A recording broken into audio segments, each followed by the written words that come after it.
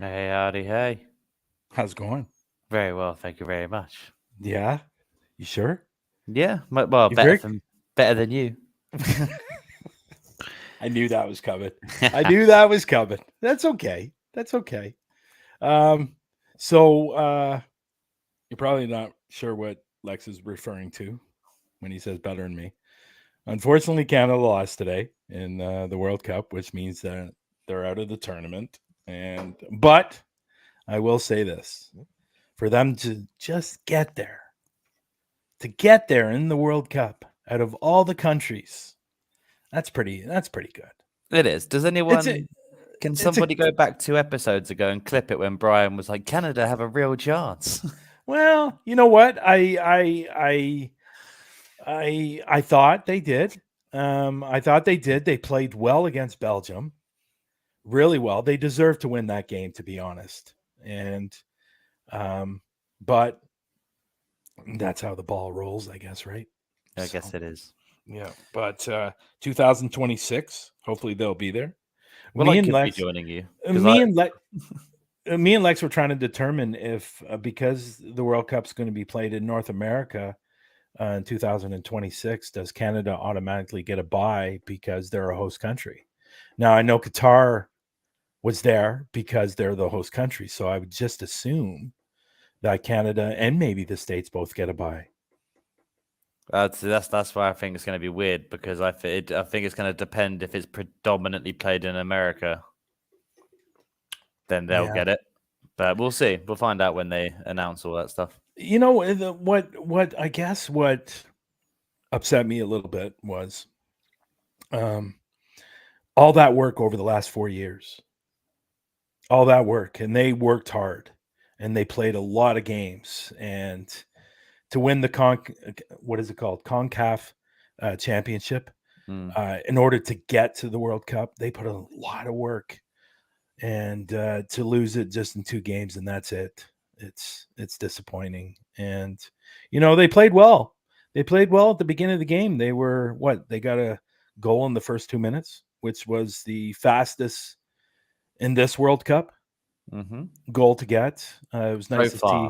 Fastest so far. Yeah, so far. It was nice to see Alphonso Davies get that goal, especially him missing the penalty kick the other day, which was kind of disappointing. I think the game would have been completely different if they would have scored.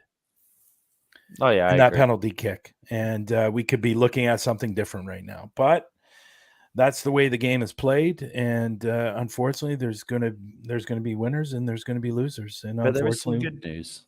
What's that? England is still in, so we've got 1 game to go. So they're at 6 points right now. No, we're on 4. 4. Oh, they tied their first game. That's right. We drew to America. Yeah, that's right. The last game. We won the first game 6-2.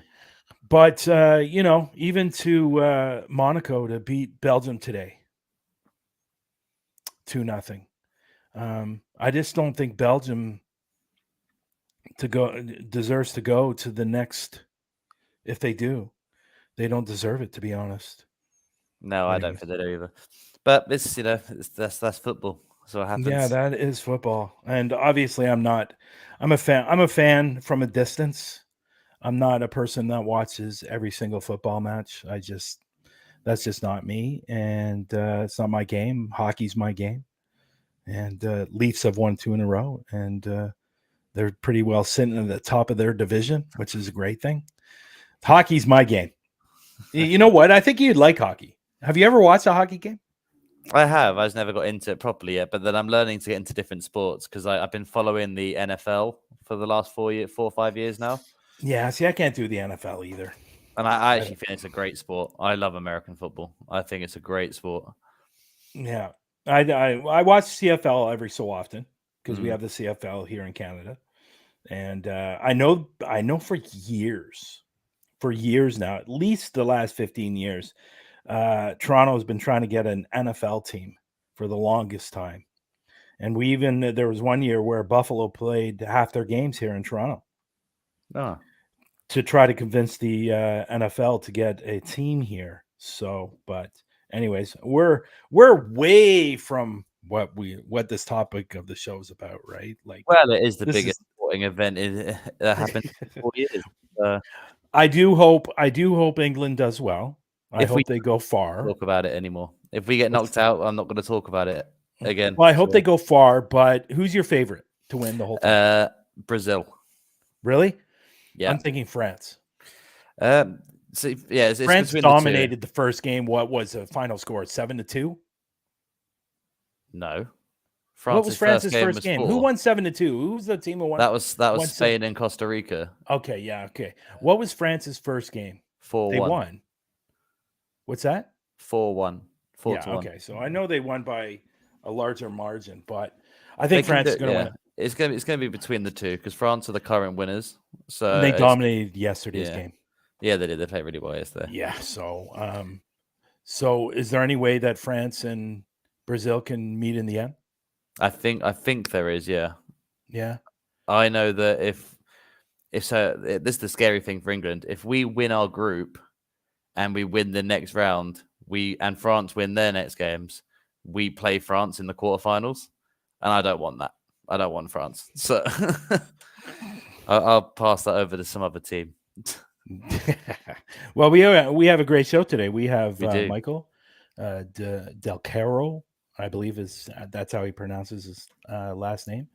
He's from War Party Paranormal. I do know that on the actual thumbnail it says Florida. This FLA stands for Florida people, just to let you know.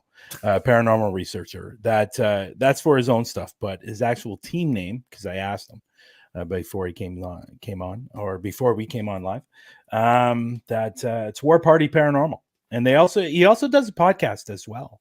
But I was watching one of his videos today, and I watched his latest one that he just released, The Haunted Asylum, and definitely interesting how he edits his videos. I haven't watched the whole thing yet. I will go back and watch the rest of it. But looks so good. It looked good so far. But that place he investigated. It's a sad history, really, really sad history of that place. And I've seen other people do paranormal investigations there as well, and just a really, really sad story. Maybe you can get into that today.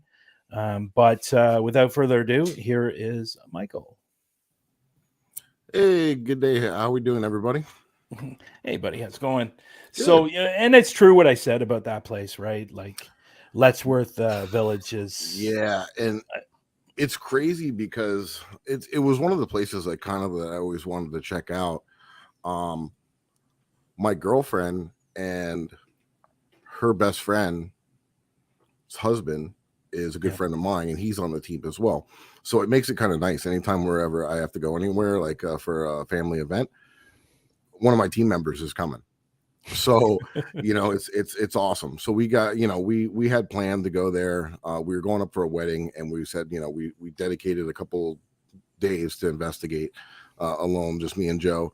And we met up with Scaredy Cat Paranormal, Ghost Cowboy. He's on Instagram. Super nice guy. We've known him just online for a long time. Yeah. And we met with him so he can kind of get us in and show us around and bring us to the, otherwise we're going to be fumbling around and going to place, he could take us directly to the hot spots. Yeah. So yeah, it's something that my girlfriend grew up near, like literally down the block. And the craziest part is that, and for everybody that's listening that hasn't seen it or familiar with what we're talking about Ledgeworth Village in New York, upstate New York. And there was multiple places like this. There was Willowbrook, and there was another one in the city, and then Willowbrook was in Staten Island. This one, Ledgeworth Village, had 130 buildings, and it was for the mentally insane, the mentally retarded, the physically deformed, anybody that was like didn't fit in society or was bothersome to people, basically in a sick way, they would send them to these facilities, and they were so understaffed. Like, I don't even blame some of the staff. I mean, some of the staff, yes, they did some terrible things. Like there was rape, there was different things, but some of the staff was truly trying to help. And there was nurses that would go in on their days off just to help, because they knew there would be nobody taking care of their patients. I mean, imagine, I think it was almost like 150 to 1 patients for staff on some days. I thought it was around 10 to 12 per nurse. It was supposed to be, but sometimes towards the end, when they lost a lot of the funding, it was so bad. I mean, they were basically unsupervised, and you have all these mentally ill, and they're just rubbing feces on each other and screaming and yelling, and they had no clothes. It was so terrible. And to be honest with you, like, investigating it was kind of creepy, but you edit, and I'm sure some of the people watching or listening, they might edit some stuff as well. To edit that video was very disturbing to me, because when you're editing, you have to keep rewatching it and rewatching it and rewatching it and going back and making sure everything kind of flows.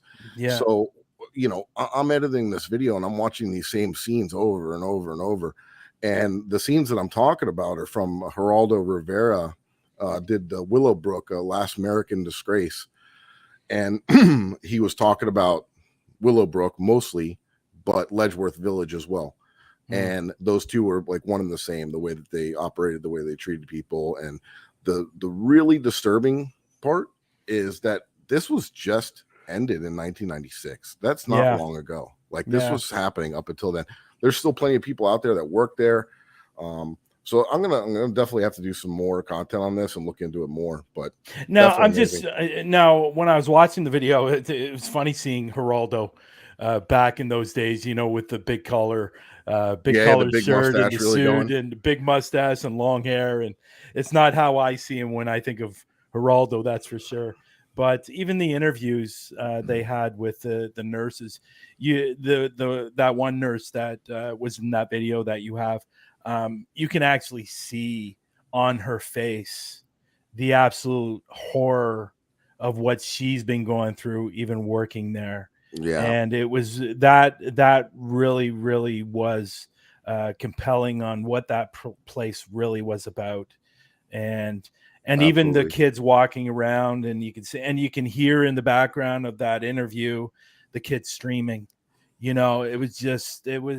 so terrible. It was very inhumane. And one other thing I think that came out of there that was actually ended up being a good thing. It was the polio vaccine.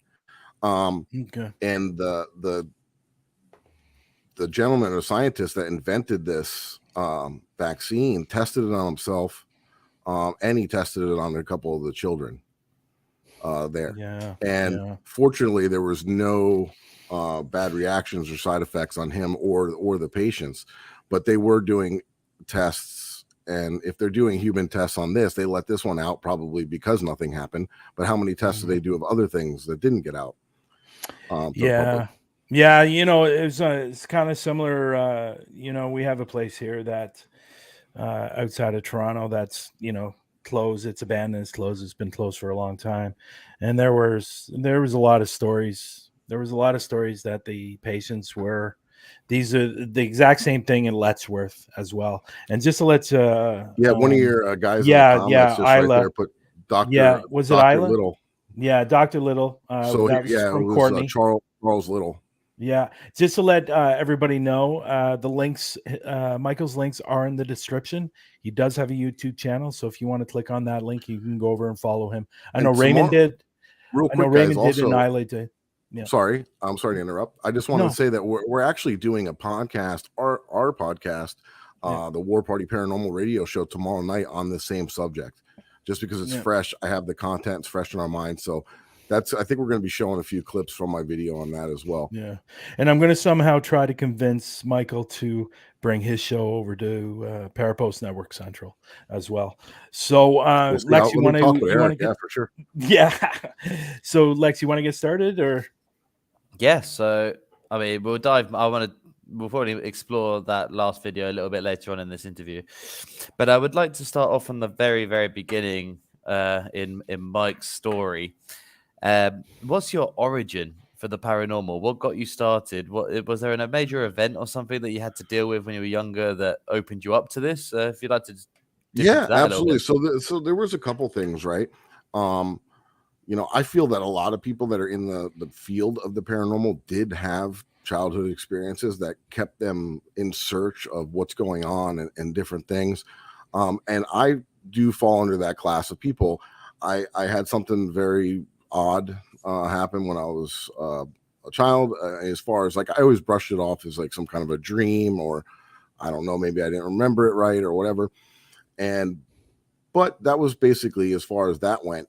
But I was always interested in all, like, anything outside the box, the thinking outside the box. Like, there has to be more than what we are being told as your average citizen, right? So I'm like, there's got to be more. And I was always researching into everything, like, the whole UFO thing and cryptids and paranormal, until, and I'll try to keep this somewhat short, but until I met a woman, or girl, young woman, that was friends with my friend's wife, and we were all sitting around having a cocktail one night, and she goes, "You know what? I think my apartment's haunted." And I was like, "Oh, go on." Sparkling. So my buddy too, he was into the same kind of stuff. I don't really talk to him much anymore, but at the time he was like, "Yeah, what's going on? Tell us." So we were both like listening here, like this, like with our mouths open, like, "Oh my God." And it was your typical straight textbook haunt, right? Stuff moving, hearing disembodied voices, knocks, bangs, just that kind of stuff. And she was telling us the story. So we're like, all right, awesome. Let us know if you ever want us to come by and check out the apartment when you're not there or something. We'll see if we can find or capture what's going on. So lo and behold, she's going out of town. She leaves the key to my buddy's wife to take care of her dog and watch the house. And she says, "And if you guys want to go check it out while I'm not home, have at it. I don't have anything there that I'm worried about. Everything's cool. Go in and look around. Nothing's off limits. Go for it." Cool. So here we have this house that's supposedly a haunted apartment. So I have a K2 meter, or actually I think at the time it was an ELF, the EMF detector, the old school, like little one. And my phone, and we went over there. And this is still the craziest haunt that I've ever seen or investigated still to this day. We open the door. I open the door, and I hear water running. And I'm like, what? So I go over to the bathroom, and I open the door, and all, like, how women leave all their cosmetic stuff, like everything's always on the counter, right? It's just like a typical thing. So it's all pushed into the sink, and nobody's been home for, I would say, a day or two now, other than my buddy's wife that went over there to let the dog out the previous day. But she had nothing. She didn't say anything. She just grabbed the dog. That was it. So everything's pushed in the sink. The water's on. I'm confused. I shut the water off, and I back out. I shut the door again. And that's when I noticed the door pull shut from the outside. So it's not like the dog, because that was the first thing that's going to my mind. Maybe the dog, but the dog's this big, you know. I mean, it's 3 inches from the ground. It's a little goofy thing. I don't know what the hell it is, but there ain't no way them little legs are getting up there, right? So I thought maybe he jumped on the toilet, because I'm trying to, you know, I try to debunk, you know. I'm a skeptic at this point, but enjoy it. You know what I mean? Yeah. So I'm like, maybe he jumped up on the toilet and then jumped up there. And I'm like, well, even if that's the case, which I don't think he can, how's he going to pull the door shut when he leaves? Yeah. You know, it's impossible. Little dog, nope, not going to happen. So anyway, to make a long story short, that blew my mind. And that was like the end of it for me. It's like, that's like going fishing your first time and catching a blue marlin, you know? You know, you're hooked. Or what we always say, or what me and Lex always say, when you capture your first piece of evidence, it's like a drug. You want more and more and more. It is. And more, it is and very more. addicting. Yeah, and, it's very addicting. And we also captured a disembodied voice in her bedroom. We opened the door was locked from the inside as well. So we had to call her and be like, "Did you lock your bedroom door because you didn't want us going in there?" And she's like, "No. Why? How would I get back in?" You know, not knowing that the little pinhole in the front, you can, I don't know if you have those over where you're at. I don't know if your door locks are the same, Lex, but in the US they have like a little hole in the middle and you can push something in there and kind of move it around. It'll pop the lock open for emergencies. So we did that and threw the door open. As soon as we heard the door open, we heard a growl and then a like coming from the closet area and a get out, like verbally, like disembodied. Yeah. It's funny how they always say that, right? Spirits, right? They always say "get out." Why is that? We say that all the time. If we're investigating and we don't get a get out a night, then something's wrong, right? Very strange. That's a whole nother subject in itself. I'm like, why do they? But I guess if somebody's in your house and you don't know, and you're like, you know, you're gonna like get out. You know, yeah. I guess that's the typical thing that I don't know how many times when I was over at the UK, I think we heard "get out" on multiple occasions was "get out," and it's funny. And I have always asked myself the same thing. That exact same thing. Why are they always saying "get out"? And the I guess your theory and whatever is like you're in their home and they don't want you there. And they're telling you to get out. But if they can say "get out," why can't they say a lot of other things? Right. You know, and it always seems to be the "get out" first. But I find that interesting. It's never like "welcome in, welcome aboard." Yeah, well, that would, you know, I think that would be cool to hear. All of a sudden, you hear you're doing a voice recorder and you turn it on and you capture it says "welcome." Yeah, wouldn't that be cool? It would be cool, but that would be really, really fucking creepy. I was going to say I would find that much more scary than the "get out." Yeah, welcome in. That's cool. So obviously, we talked at the beginning of the show that you went to, you know, the haunted asylum. So Ledgeworth Village. Yeah, Letchworth, and obviously a very popular place towards a lot of people. Now, what I was curious about when you were talking about it, is this the type of place where you have to book, or do you just walk on and they have security that's going to eventually kick you off? Yeah, so this is not a public place. It is somewhat. You're allowed to, like, it's a park now. They turned it into a park, so you're allowed to like walk around it. Yeah. They even have like dog bags, so like you can pick up your dog's shit. I don't know if you said it on here, but like, you can. Okay. I've said worse. Okay, good. So you can pick up your dog shit, you put it in the bag and throw it away. Like that's how public it is. And there's like a path, but you're not allowed to enter the building. Luckily, like I said, we knew some people that said they would not mess with us. We can go do our thing. Oh, that's cool. So what I'm curious about, because typically our question is for at this point we ask about your latest investigation. We know you went to, you know, that's the latest investigation that has come out on your YouTube channel. Mm-hmm. Tell us what I'm curious about. Tell us some of the evidence that you captured, so people that haven't seen the video can go over and watch that video. Absolutely, yeah. I will. But just to say one thing that nobody would know this but me, but that actually wasn't the last. It was the second to last, because when we were in New York, we had planned to hit something else before we came home, and we stopped at the Shanley Hotel. I just haven't put out anything on that just yet. I'm still in the works of editing and working on that. But that was also another really cool spot. Very, very active. That place you could rent out for the night or whatever. And the people that own it were amazing. Super nice people. They're trying to raise money to restore the building. And yeah, definitely cool place there. But to answer your first question there, and some of the stuff that we captured, that's really surprising on the video, I would say we captured a couple EVPs that I captured through my camera while I was filming, which I think is always very neat because you're not expecting it. You know, you find it when you're editing or going back through. And it was like, what in the world was that? And you're going through. So I captured, I was by myself and I was walking down the hall and I captured giggling, like children giggling. And that's on there. And that's straight through the, you know, I'm just using a Sony Handycam with the night shot, you know, the high end one with a Rode mic, external Rode mic. The audio is crystal clear. It's a really good. I love the Rode mic, so I have one myself. Yeah, so you know it's good equipment. Yeah, and I'm picking up straight giggling that sounds right next to me. Very creepy, very strange. Didn't hear it at the time, so it was captured through the camera.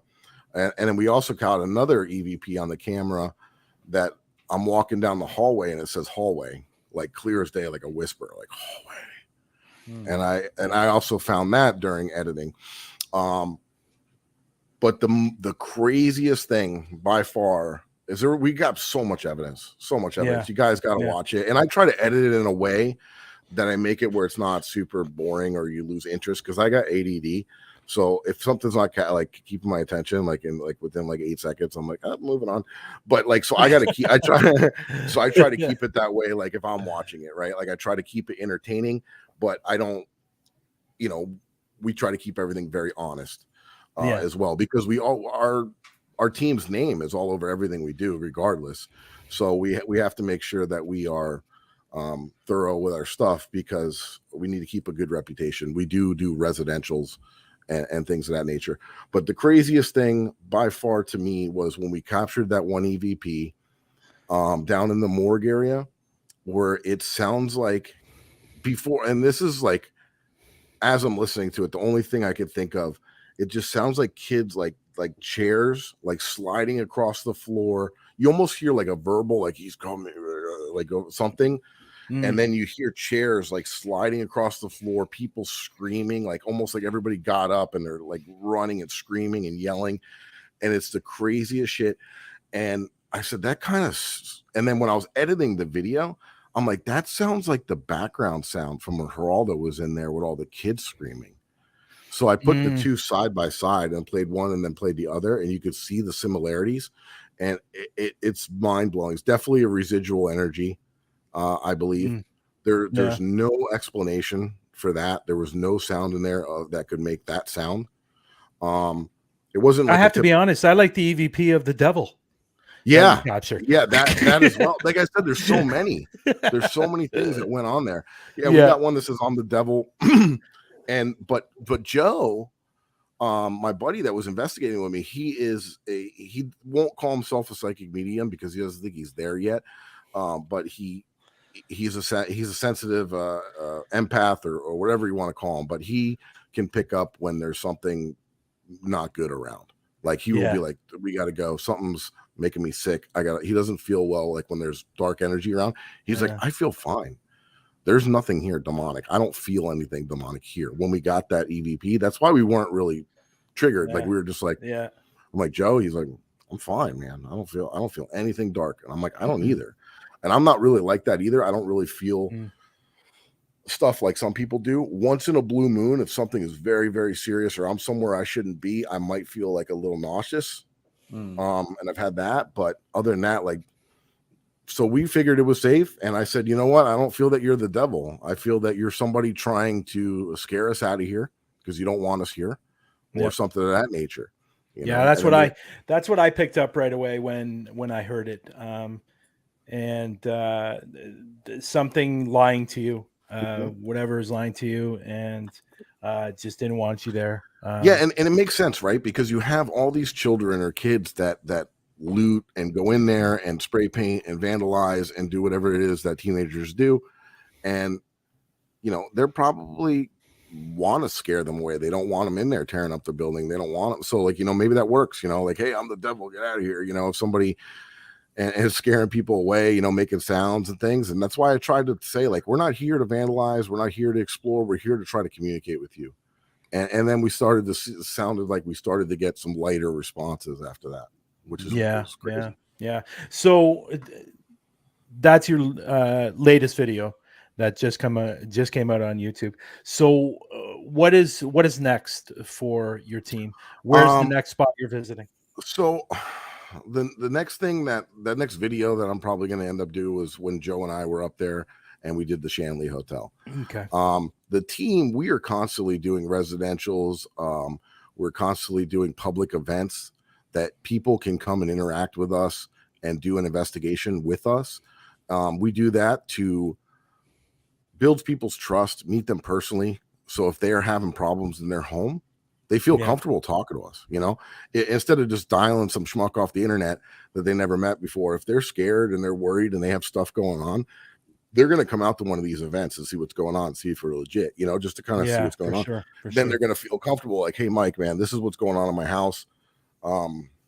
It always starts with, you know, I think I'm crazy. You might think I'm crazy, but this, I'm like, no, trust me. The stuff that we've heard, nothing surprises me, you know, and to give them validation. But I would say the next content that I have coming out would be the Shanley Hotel, which is on paper, like probably one of the most haunted locations in the U.S. I would say it supposedly has so much history, and so, you know, it was bought in 1906 by Mr. Shanley, but before that, nobody even really knows much of the history there. There's a morgue in the basement. There's an old hotel, then it was like a bar, and then in like modern days, it was like an old biker bar where people were getting killed and stuff. Like it's just nonstop history. There was a little girl that fell down a well. There was Shanley's 3 kids never made it past their first birthday in that building. Like there's so much activity and like so many haunts in there. And all I want to say about that was that place is active from every floor, the basement to the gentleman's area, which is like on the first floor. Then the second floor got converted into a bordello. And there was, you know, all kinds of activity there. And then the third floor was used for the original hotel, and it's just kind of blocked off now, needs some work, but you can go up there and it's super spooky, like an abandoned style, like old hotel. And there was a lot of history there. A girl hung herself. There was supposedly like a murderer that stayed in that place for a long time, like, you know, in the hotel, like lived there for a while. And there's a lot of history there, a lot. Yeah. I just want to go back to the, what do you prefer more, the house investigations or going into abandoned buildings? The reason I asked that is because I have to be honest, I love going into abandoned buildings. They're great, and businesses, they're great and all that stuff. But for some reason, I absolutely love residential more, only because of it's unpredictable. You're like, when you go into an abandoned place that you know it's famous, or other people have gone there, you know, you kind of know what's going to happen. When you're going into residential, you have no idea what's going to happen, even because, okay, you're told from the house owner that this is happening, but let's be honest, sometimes a lot of house owners embellish, or, you know, they exaggerate a little bit. But I love the house investigations just because of it's unpredictable. I don't know what you're going to get, if anything. You're so correct. And in so many different ways. I do enjoy helping people and getting people to the right help where needs be. I would say I do enjoy doing residentials and helping people and investigating a place where you don't know what's going to happen, or if anything, right? Or it could all not be haunted at all. And that's our goal, right? To go and find out what is going on and get these people the help that they need. And that doesn't always mean a cleansing or you know, a thing of that nature. It could be a mental health issue. It could be a drug issue. It could be some of the things. But I would say the hardest part about doing a residential case is trying to break that news. Nobody wants to hear your house is not haunted. You're having some sort of a mental thing that you need to go seek. And we won't just throw this out there. This is after like weeks or months of investigating the same location over and over. But I would say more than likely we do find, because we vet our clients pretty well, because after we have some guys, the founders of the team have been doing this each 40, 50 years. So they're like the residential gurus, So but I mean, for the question, I would say I enjoy them both. Really do. Yeah. I really do enjoy, the history of it, because I enjoy history as well, and just going to some of these places and the history and just thinking about what and how mankind has changed, and the way that we treat people, things have changed, even the structural stuff that's changed and everything. To see one from then until what it is now, it is very fascinating to me. Yeah, I went. That was, and that's the truth. And a month and a half ago, almost 2 months ago, I was at Octagon Hall, and it was amazing to me. One, because it's in an octagon shape, and this house, and then on top of that, the history of the place. And there's still a lot of stuff. There's a lot of stuff in the place now. In Octagon Hall that wasn't there from the beginning. It's stuff that they brought in.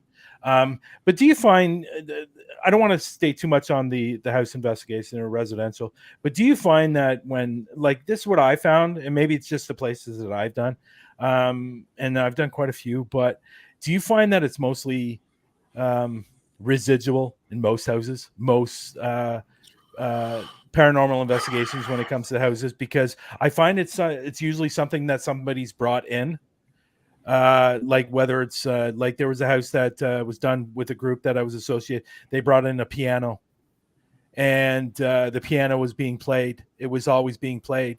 Nobody was playing it, but it was being played all the time. And so that was something. So I don't know, maybe it's just the house investigations that I've done, but a lot of them have been residual hauntings, not actual real poltergeist or any of those type of hauntings. You know what I mean? I would put it this way. We've come across a lot of different stuff, residual, non-residual, attachments, different things that started happening once you bring something into the home, and that's something that you got to try to pinpoint. That's what's tough about doing these sometimes too, is trying to figure out what's going on. And then this is also all theory, right? So we have to put this other theory into work that we feel that this is that. But I would say it's all over the place. It's all over. We've had intelligent hauntings, residual stuff, and a lot of different stuff. Sometimes there's nothing that we find. I would say that's the hardest part, to sit down at the end of the day and look at somebody and go, I'm sorry, but I feel that this, and this is going on in your life, which is causing this, and this, which could cause this, and which I feel that you might need to seek a professional outside of us to help you with this. Yeah. And that's the hardest part, because nobody wants to hear that. And the other thing is, like, we don't have Ghost Be Gone. Like, we're not going to go in your house and go, okay, you're good. There's always homework, too, to bring down the energy in the home, because a lot of the stuff feeds off energy, right? So negative energy is extremely strong. If you got a couple that are fighting and yelling and screaming at each other, and there's a lot of anger in the home and stuff, this could raise paranormal activity. And we tell them, you have to work on that as well before we can even tackle that side. You have to bring this stuff into check. And it's very hard, because people don't like that. They're thinking that it's going to be like a TV show. We're going to come in there, we're going to get down on the knees with a cross and do, and it's going to be exciting and fun for them. No, it's not fun for you. You have a problem here, and you need to fix yourself before this can get fixed. And people don't like to hear that. So that's tough. Yeah. They don't. I really liked what you said there was some, like, you have to sometimes tell someone that maybe you're going through something, and it's a mental thing you're dealing with in these, and that's why you're coming to this conclusion. We had a really good guest on here a couple of weeks ago, Mr. Ken Allen, who informed us that there's like kinetic spirits that we can manifest ourselves. We can create them, and I wanted to say, Speak of the devil. There he is. And I wanted to touch on something we discussed when he was on the show, and I think this might be why residential hauntings are very different for everybody, because if the person whose house it is manifesting that energy themselves, there's a chance you're not going to find it. And I think, would you find it difficult to explain that to somebody after you've just spent weeks investigating their property? Yeah, I would say that that's something that we would take into mind at a point too, right? If they're being very insistent and we're not feeling that they have any kind of mental issues, and we believe what they're saying, and they maybe can capture something on their end, and that's something that we would have to bring in, and especially Zap and Scotty, the founders of War Party. Like I said, they've been doing this for so long; they're really good at what they do. We would always consult with them. They're always involved with residentials, and they would probably say, okay, you know what, let's do something now let's do a test where we bring the subject in. And hey, Eric, what's up, brother? Eric is the team leader for War Party Paranormal. How's it going, Eric? Hi, Eric. Nice to meet you, buddy. And he is also the co-host. Actually, I'm the co-host. He is the host of our radio show. So yeah, we would always go to them, and they would bring it up, and they would say, okay, let's see if we could do a test like with that person here, like if they have any kind of poltergeist type activity, because a lot of times we don't want the client with us when we're doing the investigation, so we can see what lines up and things like that. Plus, if we do get something nasty, we don't want to scare the shit out of them either. So that goes two ways, right? We want you over there. We'll do our investigation, then we'll collaborate at the end. And then further and so more and so on. But yeah, there are things that can be manifested, per person. That I believe that is true. I also feel that there is a lot of things, like we were saying earlier, like if you have an extreme amount of EMF field every day, and it's like right next to somewhere that you sit a lot, right next to your couch or your bed or whenever, and you have that on, it can give you the sense of that you're being watched, or something's going on, a very nervous feeling, a scared feeling, having that large amounts of electromagnetic field. There's a lot of different things that can cause things. It doesn't mean that you're nuts, doesn't mean that you're crazy. It means that you have a problem. It's just not paranormal. It's a wiring problem, or this or that, Yeah, I just I spoke about this a few weeks back, or about a month back, actually. I had a relative just recently passed away from cancer.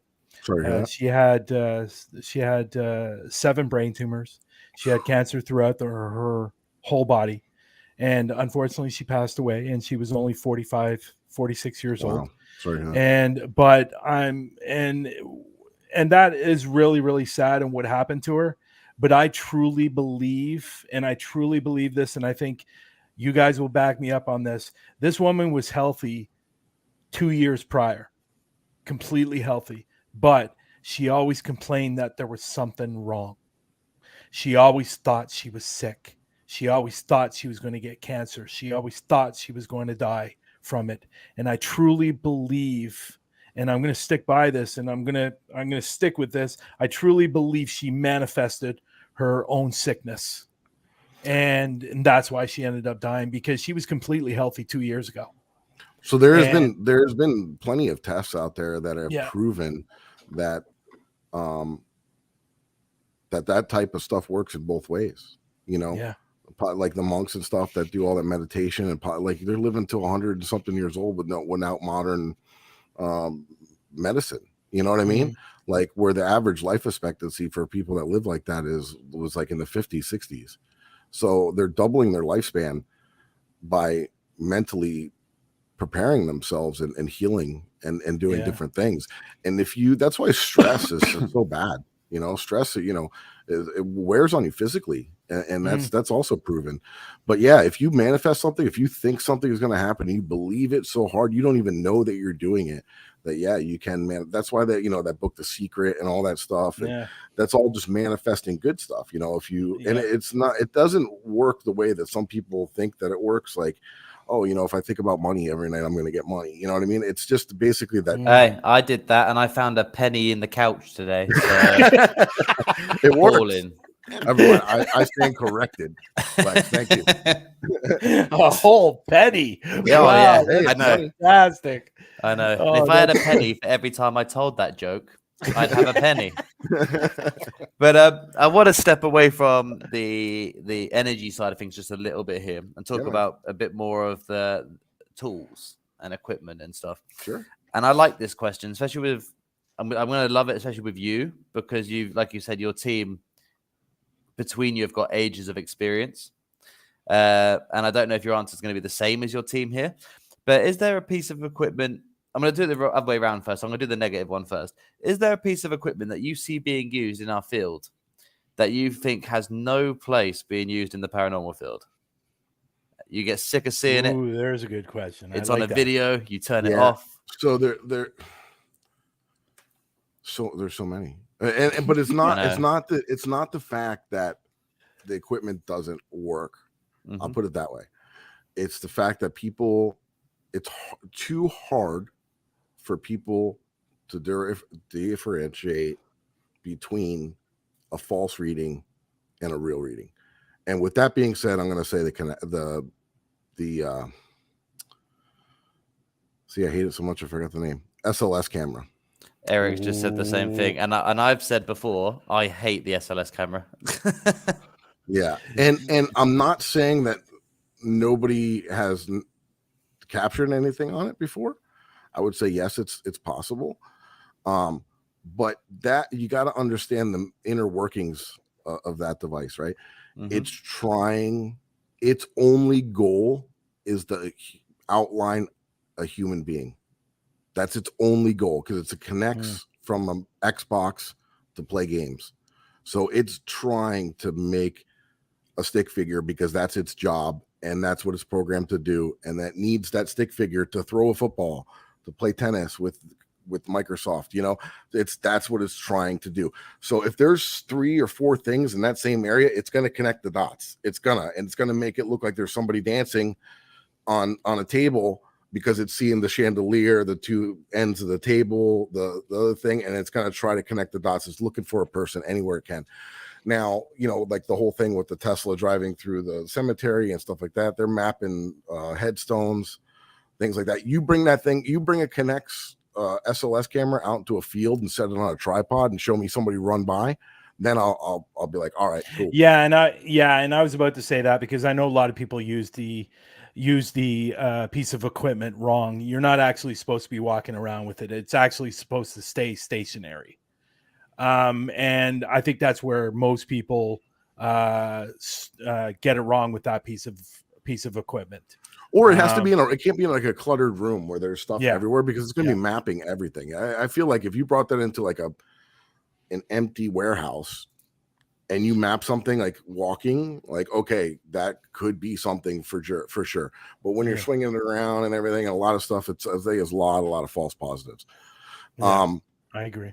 I would touch on as well that it's one of the easiest pieces to manipulate via editing as well. Yeah, see, my mind doesn't even go there, like, because I don't, you know what I mean? Like, I just never, but yeah, totally. Yeah, I called out Lee from Really Haunted. I don't know if you've ever heard of him. He's got a new one now, which I'll be talking about at the end of the show, Brian. But he does a lot of SLS stuff, and there was a few YouTubers I watch who were going through and showing people how you can record yourself on a Kinect to make the figure, and then you can overlay the stick figure layer of the video onto another video and stuff like that. So you can do that too. So that's one of the other reasons why I truly dislike it. yeah. I didn't even think about that, but that's true. Mm-hmm. So do you want to ask the other part of that question? Yeah, so I want to flip it back the other way now. And is that what would you consider to be your favorite piece of equipment used in this field? But you cannot say yourself and you cannot say your camera. What's the first thing that you go to? I would say there's 2. Always our recorders. You know, the DR60. I love, and that's a big another piece like that, right? The DR60. It's one that a lot of people hate and they get a lot of grief about, but it's a lot of people love them as well. And I feel it's the same category. It has to be Eric and his cat balls. That would have to be. I lost my train of thought with that because you made me laugh. The DR60, right? So it's a lot of people don't like it, but I feel like you have to know you have to use it, like, right? You have to know, like, all right, that's crap. That's jumbly nonsense. Yeah, I've caught so many Class A EVPs, like, whispers on that thing, and some other stuff. Like sometimes you'll get like these big screams, and you have to know, like, okay, that's probably not a scream. It's, you know what I mean? It might be something in the recording, but we do capture a lot of EVPs on the DR60s. And then I would say the second part would be a millimeter, just because it does very high quality EMF readings, and it has a REM pod on it and temperature, and you could, you know, it's in a small little. I could throw it in my pocket with my recorder on my other side and go somewhere, you know. Yeah. And that's, I really do like that piece of equipment. I was hoping you say the FLIR. I saw you use the FLIR in the latest. I do. I use it a lot. Yeah. I like the FLIRs as well. But if I had to pick like the two things, one thing, it would be the recorder or the. Yeah. And especially with the recorder, and when people say the recorder, the first thing that hits my mind, when you capture something on that recorder, it's undeniable. Really it is. And that's what I love about the recorder as well. No, terrific answers. So over your period of investigation, what, and there's probably a lot, but if you can narrow one down, that'd be great. What has been your favorite place to investigate up to this point?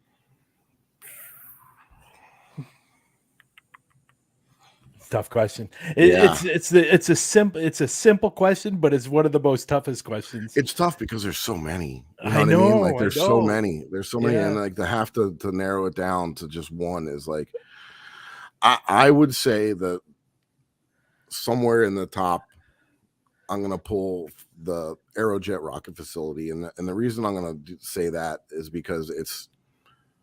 Not many people get to go there. It's very secluded. It's very unknown, and it's very spooky. And what's also really spooky about it is the fact that it's a big abandoned. It's everything that you would want in a spooky location, right? It's an abandoned, secret NASA rocket facility out in the Everglades, and it's a compound, and it all goes. There was satanic worship going on there. You have the alligators, you have pythons. The python hunters just did an episode on it.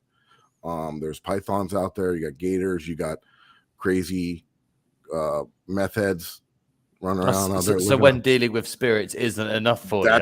Yeah, exactly. and then you have an extreme dark haunting there from all the satanic worship. There was murders out there in that area. There's a lot going on. And then you have the whole spookiness of this abandoned secret science NASA rocket facility with stuff still in it and satanic stuff going on everywhere and dolls. It's the spookiest shit, and we've caught a lot of dark stuff there, and it's wild. And like I said, you know, when we go there, we are in Florida. We have our concealed weapons permit, and we'll practice that right, and we will use our FLIRs first when entering and looking around. How did you guys end up getting into that place? Now, did you need permission, or is it something that a lot of people go to and you have to, you know, one of those typical things you have to pay for? It is kind of like that. Like it's kind of like if you know the area and where to go, it's pretty easy to get to. But yeah, it's Florida Water Management now owns it. Florida Water Management, and it's on a park. It's in a park because that's what they tend to do, I guess, right? Like if they have something that they don't want to tear down, and they don't want to get rid of it, and they don't know what they're going to do with it, or they dub it historical and they'll make it into a park. That's two now. That's two now. That's two now that you said in this on this show, Letchworth and the Everglades one. What's going on with the American people, Lex? They're turning into haunted places into parks. What's going on with these people? I don't know. You know, here in Canada, they just tear it down and put a condo. So yeah, no, in Florida that happens too. It's different. In Florida that does happen because the property value is so high. Yeah, that doesn't matter if something, you know, they're gonna rip it down and put a condo because the moneymaker, you know, which is sad because they tear down the history. But yeah, it depends on, you know, I guess up in New York in that area, it's like whatever, just leave it sit, we'll figure it out. There you go. So Eric actually found that rocket facility from watching the Python Hunters TV show. And he's real familiar with the Miami area, and he kind of knew where it was and scouted it out, and we went and checked it out. Wow, that's great. Been out there a bunch of times. So now that your favorite place, what has been one of your scariest moments on an investigation or a place that you've investigated? So the darkest, creepiest, scariest place that I've ever investigated is not one that you would normally think, right?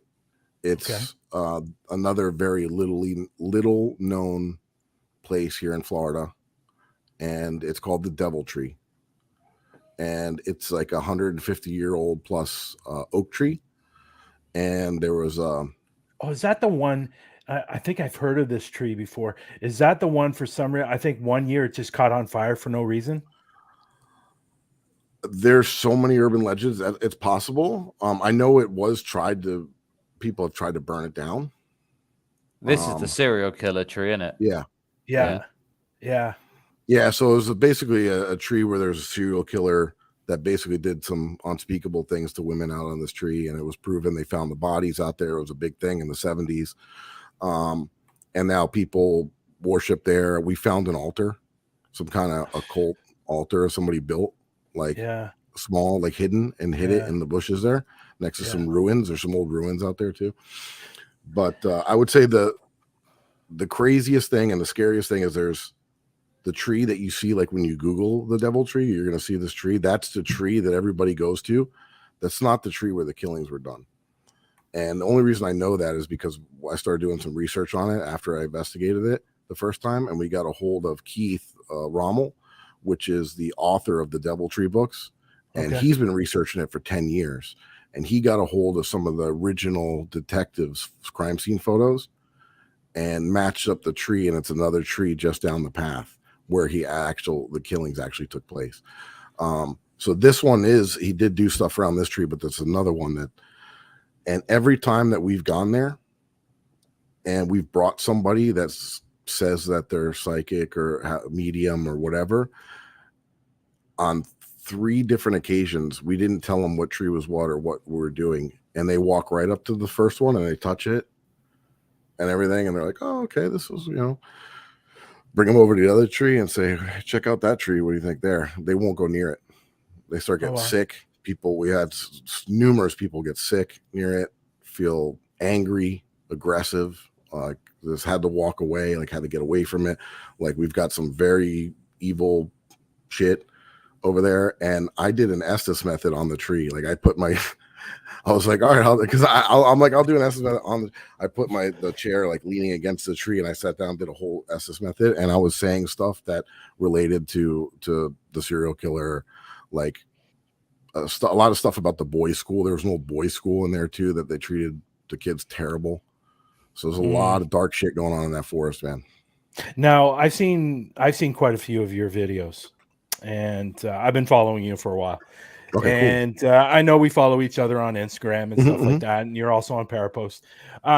That surprises me that out of all the places that you've investigating, your favorite place or your scariest moment has been a tree. Yep. And when you think of that, you go, it doesn't make sense, does it? Right? It does not make sense at all. I've been through some of the scariest places, and I grew up in Florida, being some of the spookiest places in the woods, Everglades, all over the place, right? And I worked as a captain on a boat, did a lot of traveling, been all through the Bahamas, the islands, over to Australia, and just everywhere. And this freaking stupid tree in the middle of a park is the scariest place I've ever investigated. It's definitely a cool one. Yeah, I will say, that's Brian, I just wanted to double check the fact check that I just did. I believe the tree that set itself on fire, I think that one's in Ohio. Okay. Is that what's that I one knew called? Yeah. It's also known as the Devil Tree. Okay.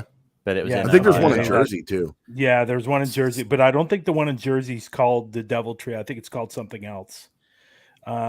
Maybe if you can take a look at that, Lex. The one I'll in get New the Jersey. fact check team on it. Don't worry. Let's get hold of our producers, please. So yeah, go ahead. So now we're getting to our last question. Now I don't know if you've seen you've seen Through the Lens before. I don't know if you've seen it right through to the end. We always ask this question. We do have some people in the background. I don't know if they're here today, but we do have people in the background that do copy this question on each one of our shows, and they copyright it. Now, if you know Matt Barron from the P3 program, he's famous for copywriting everybody's questions. And the reason I say that, because I can't say it now because I know he's going to be watching this show later. He's at work right now. So that's fine. So this question, throughout the whole show, Lex has been listening to you, and we form a question and form it in a way that makes it either really funny or really stupid, one of the two. And so this is always our famous last question that we ask everyone, and Lex twists it in a way to make it a little more fun. So okay, go ahead, Lex. Let's see what you can do today. Just before that, I do have a message from our fact checkers in the office. They have said that New Jersey tree is also known as the Devil Tree. It is well known for KKK activity, I believe. Yes, that's what I've just been told. But I think the one in Ohio is the one I was probably thinking about. The one on fire is the one in Ohio. Yeah. Okay, so the big question of the hour. Here we go. Yeah, here we go. I've actually changed it 3 times while we've been doing this, by the way. I'll tell you what the first one was. The first one was if I gave you how much money would we have to offer you if we gave you loads of money to transfer onto Parapost Network, blah, blah, blah. That's what the first question was. Okay, I've made it more interesting now, though. So here we go.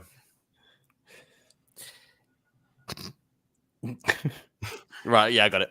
Right. So I'm ready. I'm going to offer you this challenge, right? It's a very simple challenge.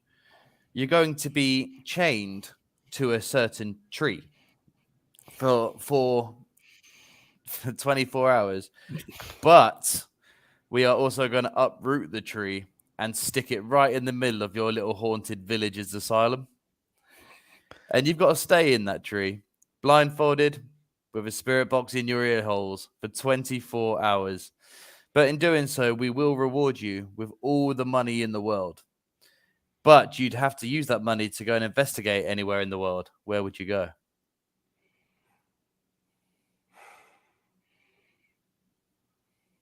After I bought hearing aids. Oh, yeah. Wowzers. All the money in the world. And I go anywhere in the world. Man, do I have time? Like, can I come back to you guys after I do some research? I'm sure I'm sure there's so many that are just going like, like I'm forgetting, but it's kind of fucked up to say. It's okay. I would want to check out Auschwitz. We've got that before. We've had that one, and I know it's really disturbing, like, and sad and tragic, that place, but I'm sure there's got to be so much activity. There's got to be so many souls that want to talk. 100% agree with you. It's been one of the places that I've always said that it would take me a while to do it because I'd probably have to go there once or twice as a tourist to see it before I'd be ready to dive into that investigation, because I don't always feel stuff in investigations, but I feel in that particular place I definitely would. It'd be a very heavy investigation. I don't feel stuff in investigations either, like, really, except for, like I said earlier, but that I'm just getting goosebumps just thinking about it. Like, I just got exactly the same thing. Right? Yeah. Just being in that place in the dark alone in one of those chambers or something. Never like alone. That. But never alone. Yeah. Never alone at that place. Never alone. That is for sure. Well, this has been great. Now, you can stick around if you want to for our next segment. You might want to chime in on this. We have a segment at the end of the show that we started about a month and a half ago. And if you want to stick around and chime in on what this is Lex's segment. So we decided that we were going to start this because we're always talking about it. And if you want to stick around, you can and give your 2 cents. That would be great. You ready? Yeah, I'm cool. I'm here. Okay, here we go.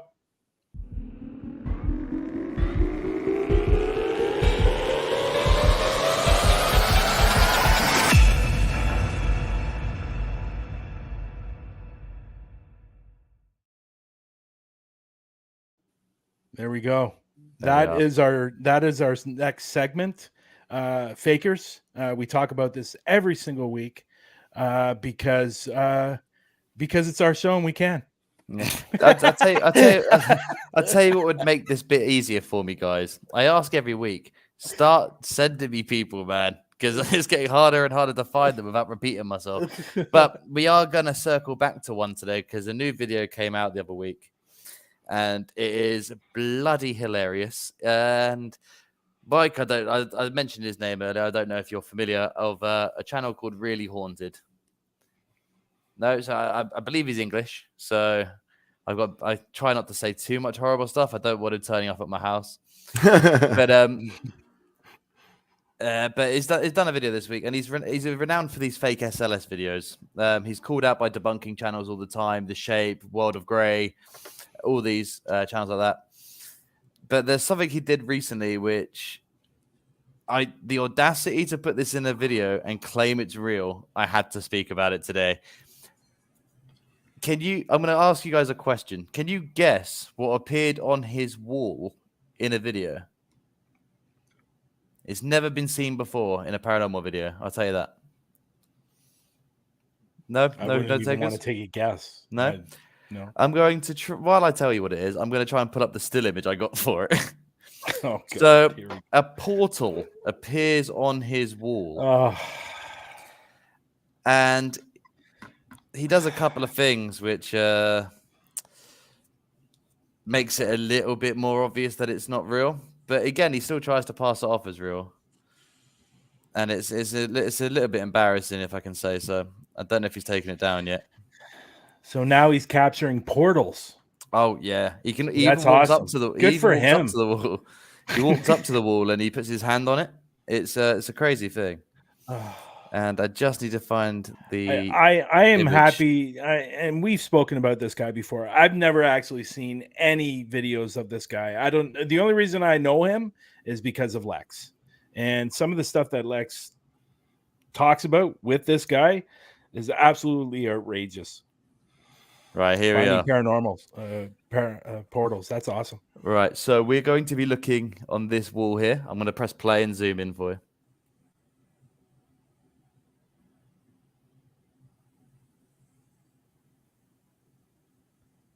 You see it? Well,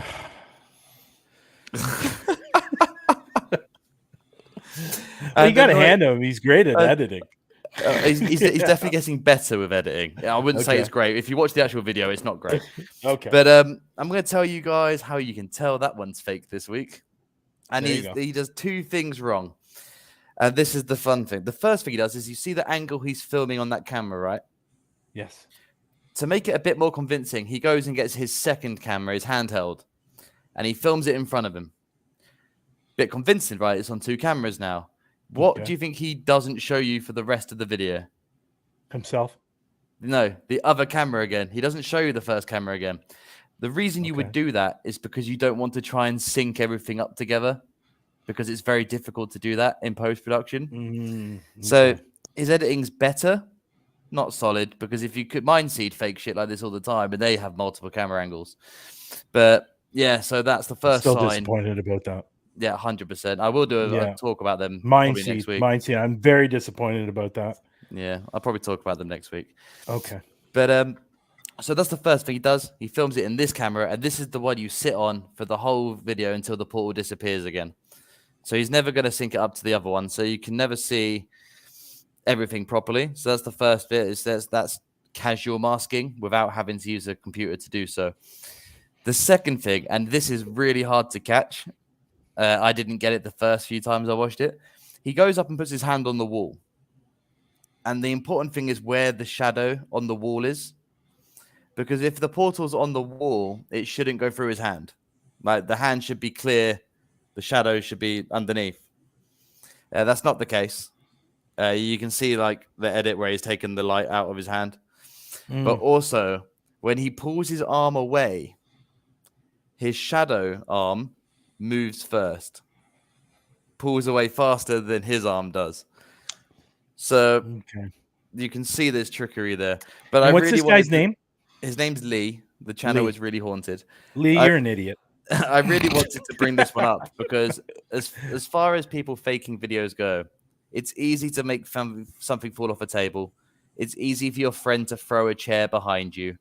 Yeah. It's not easy to fake putting a portal on your wall. and no one does that. I mean, that was a bold move. And people are genuinely worried. If you look at the comment section on his videos, there are people like, we're sending our thoughts and prayers to you and your partner. You really need to get professionals in there. I mean, he wouldn't, because nothing would happen if we went. But it's genuine concern. I know. How can you... We're asking ourselves the same thing, Linda, because apparently Lee figured it out. Yeah. I don't doubt you could probably see a portal, Linda, but this guy's got history. He's got form. Yeah. And so I'm curious to find out what Michael's thoughts are on fakers and so not I only mean, just Lee, but everything. No. Yeah, I get the question. Like, as far as this kind of stuff goes, I mean, it's everywhere, right? And I hate that it's, it makes us guys that go out and are truly passionate about what we do, and it desensitizes, is what it does too, right? So people see, a team like us or guys like you, and you catch an actual EVP, and it's amazing. People look at it and they go, I just saw that guy fucking have a portal come through his wall, that don't pick it up. So that part sucks, because we're going through all this time, editing effort, and everything to expose what we are actually catching, and you got people like this that are doing stuff for clicks and for attention, and and it's disturbing. It sucks, but it's gonna be there. It's always gonna be there. People are always gonna try to do this. I mean, it was there in the spiritual age, right? They got busted. A bunch of people got busted, like faking the stuff there, and now it's just easier to, I would say easier, but it's easier to get it out there. You got a computer and you got a little bit of knowledge, you could do it. Yeah, it's a shame. It's just don't fall for everything that you see, and do a little bit of research, make sure the person that you're watching their content's credible. And it's sucky, but I get it too, to some of the viewers, right? The people that aren't into the paranormal like we are, and some of the other stuff, somebody that just wants to see something that scares them, like, okay, the paranormal scares me, I want to throw on a clip and just get spooked, and then and that's it. Okay, I get that too, but maybe disclaim it, like this was for entertainment purposes or something at the end. You know what I mean? Throw something in there. Don't try to actually just. I don't know. It's tough. It definitely discredits. It sucks that the good ones go out and spend all this time, money, and things, and editing, and mostly time and passion to capture something legitimate. And not everybody's perfect. Like, we try to vet all our stuff. Could we have accidentally made a mistake here and there where something EVP could be somebody but never noise, never intentional. Never intentional. So that's a shame. That's all I can say. Is it's funny. It's funny you say that, because I did an investigation at a tunnel, and I was listening back to the editor. He did his thing and edited it and sent it to me, and I heard a whisper. And I said, well, I got to call him to find out if this is what really it is. And it ended up being, because we had 3 cameras going, ended up being one of the camera guys whispering to somebody else. And the only reason why we caught that is because there were 3 cameras. And but it could have been passed off as a EVP. So I think a lot of times when people are doing these videos, they don't actually do their due diligence and really going through the evidence multiple times. And it always helps having an extra camera or an extra 2 cameras, or an extra that recorder. way you can't. What's that? Or an extra recorder, even like have a Zoom running, and then you can go back and verify, because then you can definitely tell. But I mean, there's been times where we've like debunked each other, and we'll even send it to somebody and say, hey, can you, like, a lot of times, like behind the scenes, like stuff that we don't post, like we'll send it to each other and be like, hey, you ever seen something like this? And they'll look at it and be like, dude, I think that's a shadow from this. Oh, okay, cool. And we won't post it. Also, if we find something when we already have posted it, we'll put up there, we actually debunked this, we found out it was this. And I'm glad you said that. Actually, we've done there's a video I've done with Brian, which is we're still both working on these videos, and it was our first video of our road trip of the UK, and we got really excited in the loft of this old manor because on our voice recording we had something sound like it was growling out the name Emma, and we were excited. We heard it on the recorder, and we were like, "God damn, we've got something good here." We're like scouring through everyone's cameras to try and find out. Because part of us was like, it's too good. It's too, this is gonna. And I actually said, and I think it's on the camera. I've said, I was like, is it me? Have I cleared my throat? Have I made a noise? And we looked at the first camera, which was my camera, and that's pointed directly at me. And no, we looked at Brian's camera first, sorry. So that's pointed like an angle towards us, and we can't see anything.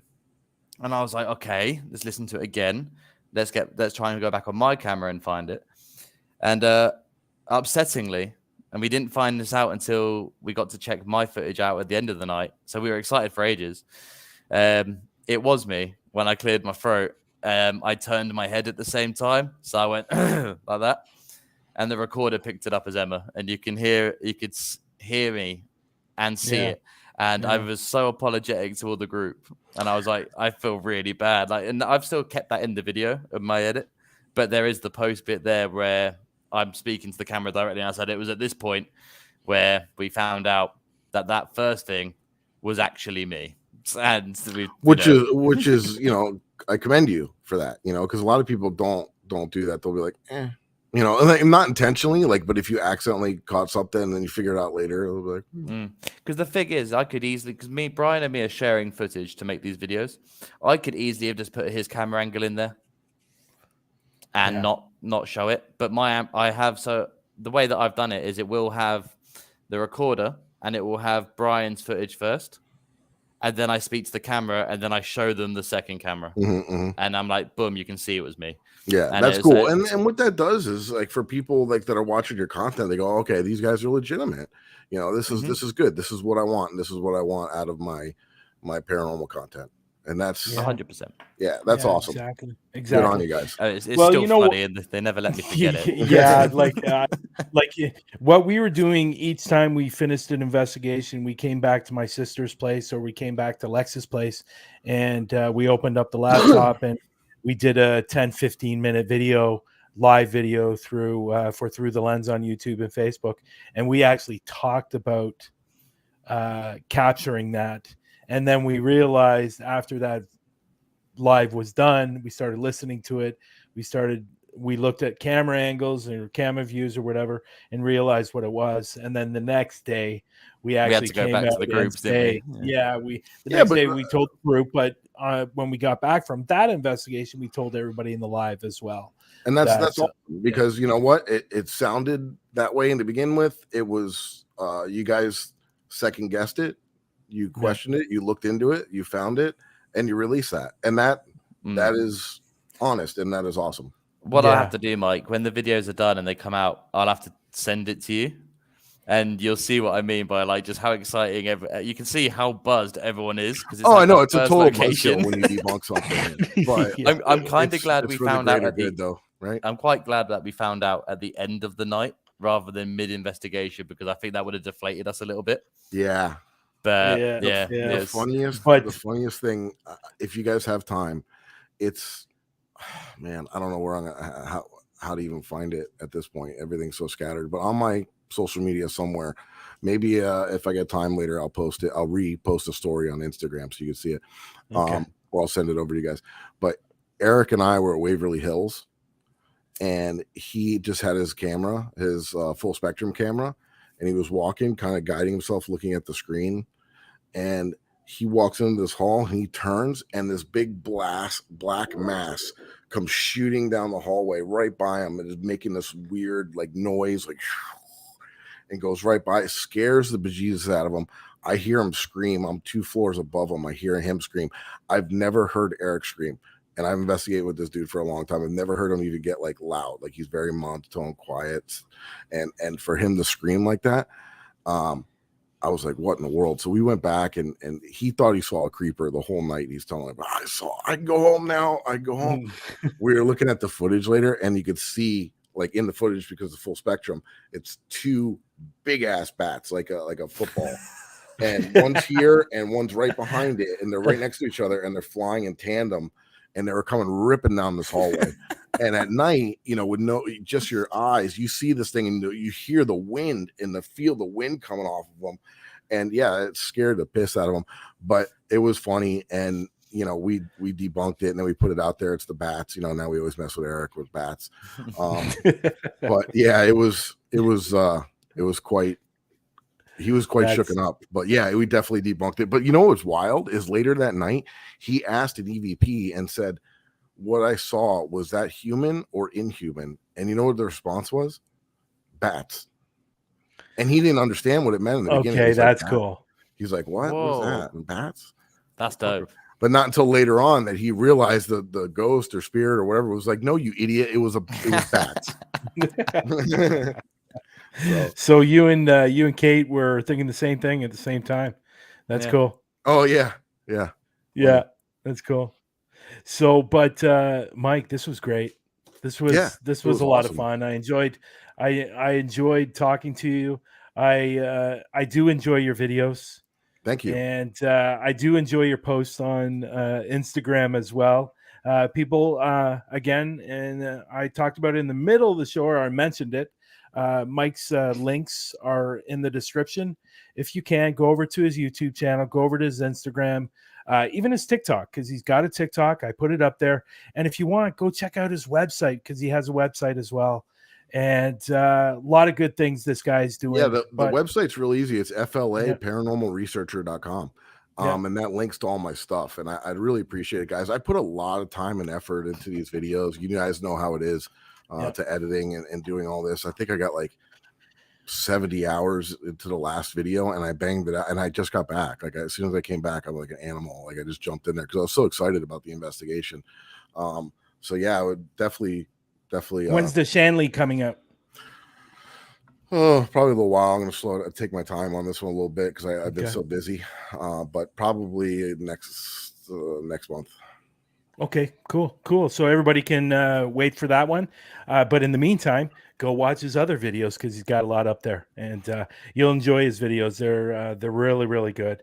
So, but again, Mike, thank you for coming on today's show. I really, really appreciate it. And I hope, and you know what? I haven't been saying this enough on these shows. I hope next year you are going to consider the Global Ghost Hunt and get on that bandwagon. I've seen that, and it's something that we'll be interested in for sure. Yeah, definitely. When you guys start promoting that more and getting ready to start, I would say promoting it more on Instagram or social media, things like that. Yeah, we are promoting it, but starting in January, that's when we're going to be starting to promote the teams that I've joined so far. Definitely we'll do whatever we can on our side of things, and maybe we'll have you guys come out on our show and talk about it and explain it and get a little bit more detail on that. Yeah, for sure. Sounds like a plan.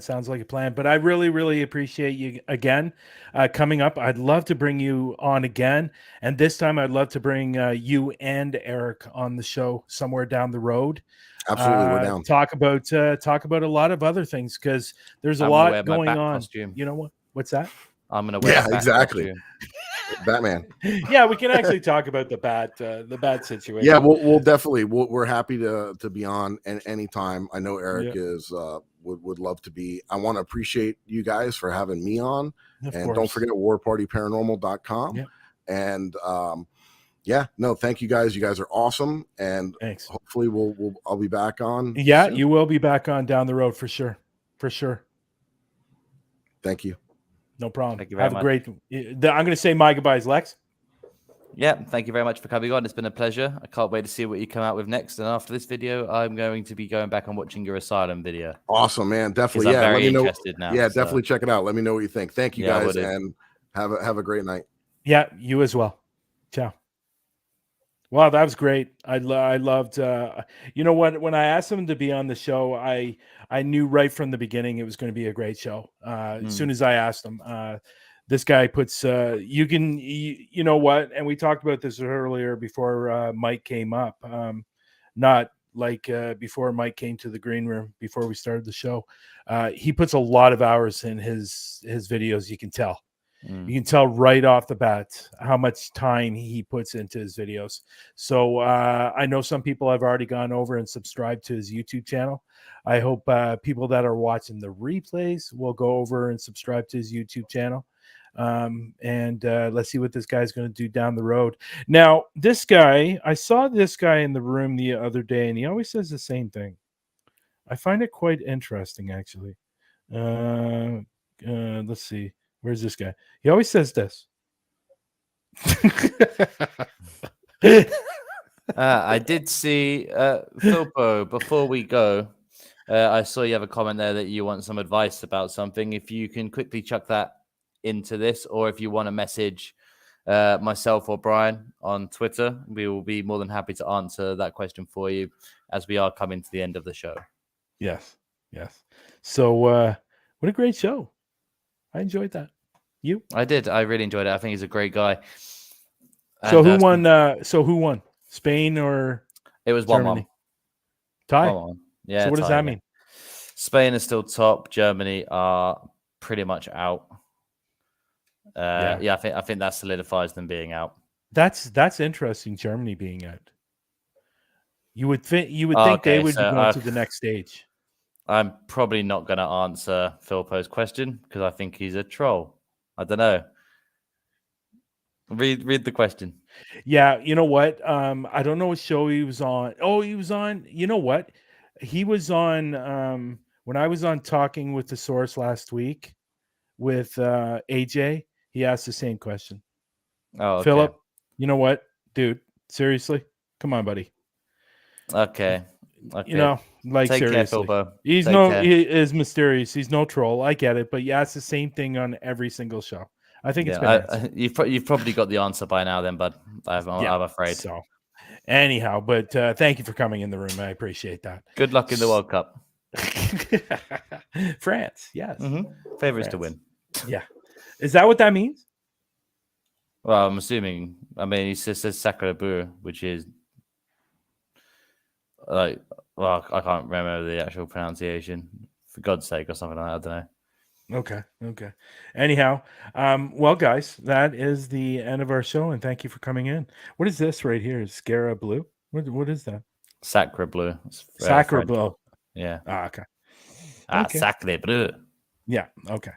Thanks, Phil Poo.